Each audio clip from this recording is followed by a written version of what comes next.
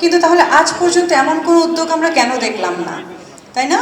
তার মানে এই যে ব্রিজিংয়ের যে কাজটা, হ্যাঁ, এই যে ইনিশিয়েটিভ নিয়ে বারডেমের সাথে কোলাবোরেট করে তোমাদের জন্য এত ইনফরমেটিভ একটা সেশন, শুধু ইনফরমেটিভও না, আমি দেখেছি যে তোমাদের free check up, clinical check up দেওয়া হবে for 5 days if I am not wrong, 10 days। তো এই যে একটা কোলাবোরেশনে যাওয়া, সেটার জন্য আমরা ডাকসুকে একটা হাততালি দিতে পারি।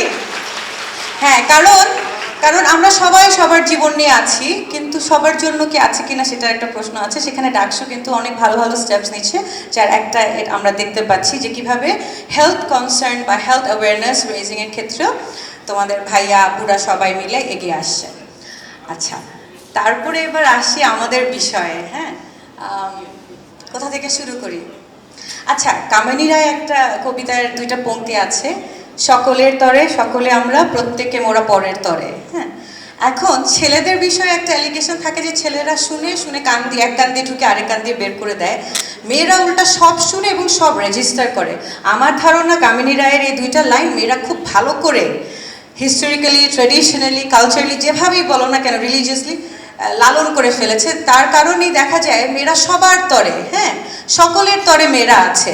একজন নারী, সে তার বাবার মার জন্য, তার ভাই বোনের জন্য, তার আশেপাশে আত্মীয় স্বজন, বন্ধু বান্ধব সবার জন্য, পরবর্তী জীবনে যখন সে বিয়ে করে, তার হাজব্যান্ডের ফ্যামিলি, তারপর বাচ্চা হয়, কিডস, সবার জন্য করে যায়। কিন্তু নিজের জন্য করার সময়টা বা নিজের জন্য করতে হবে, নিজেরটা ভাবতে হবে, এই ভাবনা কিন্তু আমরা ভাবি না। তাই কামিনী রায়ের 2টা লাইন আমরা নিজের মধ্যে লালন করে রাখি, কিন্তু নিজে ভালো না থাকলে অন্যকে ভালো রাখা যাবে না, এটাই হচ্ছে কথা। দিন শেষে আমাদের নিজেদের কথাও চিন্তা করতে হবে। আমার সুস্থতা, আমি যদি সুস্থ না থাকি, আমি আমার আশেপাশের মানুষকে কিভাবে ভালো রাখবো? ওদের টেক কেয়ারের কথা আমি সরিয়ে রাখলাম, কিন্তু আমি যদি ভালো রাখার, তাদের খুশির কথা, তুমি অসুস্থ হলে তোমার বাবা মা কষ্ট পায় না, তোমার ভাই বোন কষ্ট পায় না, বন্ধু কষ্ট পায় না?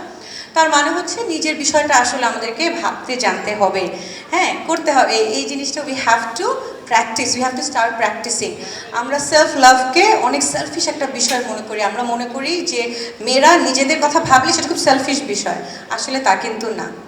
আচ্ছা, তাহলে আমার যেটা মনে হয় যে এই যে ব্রেস্ট ক্যান্সার অ্যাওয়ারনেসের বিষয়টা আমরা সবাই জানি, হ্যাঁ, কিন্তু আমরা কেউ চেক আপ করার জন্য যে টাইমটা, যে এফর্টটা দিতে হবে, এটা দেই না। আমরা মনে করি যে আচ্ছা ঠিক আছে, হবে একদিন, কখনো, এখন তো আমি ইয়াং, এখন দরকার নাই, পরে হবে। I can only speak from my experience. আমার আম্মু আমাকে প্রায় বলে যে তুমি চেক আপ করো, হ্যাঁ, শি ইজ ভেরি অ্যাওয়্যার। তো আমি দেখো এত হেলাফেলা, এত কিছু বুঝি, কিন্তু খুব হেলাফেলা করে কি বলি জানো, যে হ্যাঁ আচ্ছা করাবো, হ্যাঁ আচ্ছা ঠিক আছে, এই মাস না ওই মাস, ওই মাস না সেই মাস। হ্যাঁ, আমার সন্তানের কিছু হলে আমি একটা মুহূর্ত দেরি করি না, আমি দরকার হলে ইউনিভার্সিটি ছুটি নিয়ে দৌড়ে চলে যাই ওকে ডাক্তার দেখাতে।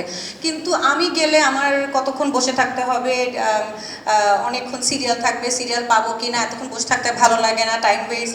এর চেয়ে বন্ধু বান্ধবকে নিয়ে ঘুরে আসি, তাও ভালো, এগুলো ভেবে কিন্তু আমি যাই না। তারপরও দেখো ইগনোরেন্স, মানে হাইট অফ ইগনোরেন্স, দেখো আমি আমার কথাই বলবো, খুব খারাপ একটা কথা আমি ম্যাডামকে বলেছি যে ম্যাডাম দেখেন আমাদেরকে, আমার থেকে আমার যেটা মনে হলো যে আম্মু যখন একটু বেশি আমাকে প্যাস্টার করে যে না যাও না যাও না, তখন আমি বলি হ্যাঁ আমার বিয়ে শাদী হয়ে গেছে, আমার বাচ্চা হয়ে গেছে, এখন আর কি, কেটে ফেলে দিব, শেষ। হ্যাঁ, কিন্তু কেটে ফেলে দিলে কিন্তু হয় না, দেখো রিপ কেজ পর্যন্ত ছড়িয়ে যায়, তোমার পুরো বডিতে ছড়িয়ে যায়। তার মানে আজকে কালকে পরশু করে করে যে তুমি পিছাচ্ছ, এটা কিন্তু তোমার বডিতে একটা একদম ছড়িয়ে যাচ্ছে, হ্যাঁ, বাসার মতন করে ছড়িয়ে যাচ্ছে, স্প্রেড করছে। তাহলে হেলাফেলা করাটা আসলে উচিত না, করা নিজের জন্য না, নিজের ফ্যামিলির জন্য না, নিজের আশেপাশের সকল মানুষের জন্য না, ডোন্ট ডু দ্যাট। হ্যাঁ, আমি তো ডেফিনেটলি দেখি এই উইকে আসার টাইম তো নাই, ঠিক আছে এই উইকে ট্রাই করবো, নিজেকেও কথা দিচ্ছি, তোমাদেরকেও কথা দিচ্ছি। আর আরেকটা যেটা আমার আমার মনে হলো যে আমি আমার টেবিলে এদিকে ওদিকে তাকিয়ে দেখলাম, আমরা তখন 5জন মেয়ে ছিলাম, 5জন নারী 5জন পুরুষ ছিলাম, টেবিলটা বেশ রিপ্রেজেন্টেটিভ। হ্যাঁ, কিন্তু আমি এই অডিয়েন্সে শুধু মেয়েদেরকে দেখছি, অনেক গুনে গুনে 1-2টা ছেলেকে দেখছি। আমার মনে হয় যে এরকম উদ্যোগগুলোতে আমরা শুধু মনে করি যে এটা মেয়েদের বিষয়, মেয়েরা যাক, ওরা জেনে আসুক, ওদেরটা ওরা বুঝবে। কেন, মেয়েরা, এই নারীরা কিন্তু তোমাদের সকল কিছু দেখে রাখে, তাহলে তাদের ভালো থাকার দায়িত্বটাও তোমাদের আসা উচিত, ভাই হিসেবে হোক, বন্ধু হিসেবে হোক, বাবা হিসেবে হোক, বয়ফ্রেন্ড হিসেবে হোক, স্বামী হিসেবে হোক, যেভাবেই হোক। হ্যাঁ, কারণ না, don't love, this is the reality of life. কারণ তোমার ফ্রেন্ড হয়তো যেতে আলসি করছে আমার মতন, তুমি নিয়ে যাও, সঙ্গ দিলে হয়তো তোমার সাথে যাবে। হ্যাঁ, বন্ধু যেতে চাচ্ছে না যে আচ্ছা না যাই, চলো যে তুই বোর্ড হবি না, আমি বসে থাকবো, আমরা গল্প করব, চল।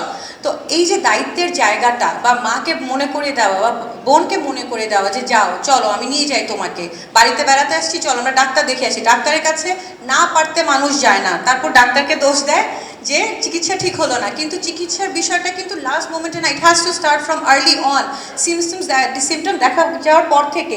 বাট আমরা মনে করি আরও একটু দেখি না, দেখতে দেখতে কিন্তু আমরা বিপদের মুখে চলে যাই। তাহলে আমার রিকোয়েস্ট থাকবে যে এরকম ক্ষেত্রে আমরা নারী পুরুষ আসলে সবাই দিন শেষে সবাই সবার প্রত্যেকে মোরা পরের তরে না হলে হবে না। শুধুমাত্র নারীরাই কি সারা মানে ফ্যামিলি, সোসাইটি, নেশনের দায়িত্ব নিবে? ছেলেরাও কি তাহলে আসবে না আগে?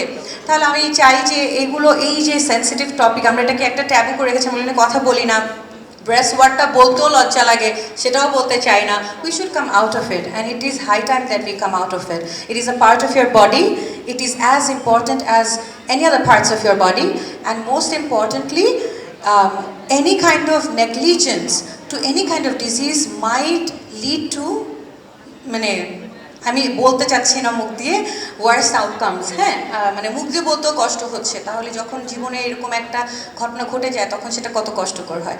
আর বেশি লম্বা করব না। হ্যাঁ, থ্যাংক ইউ সো মাচ, তোমরা সবাই এসেছো, thank you once again BIRDEM and ডাকসুকে।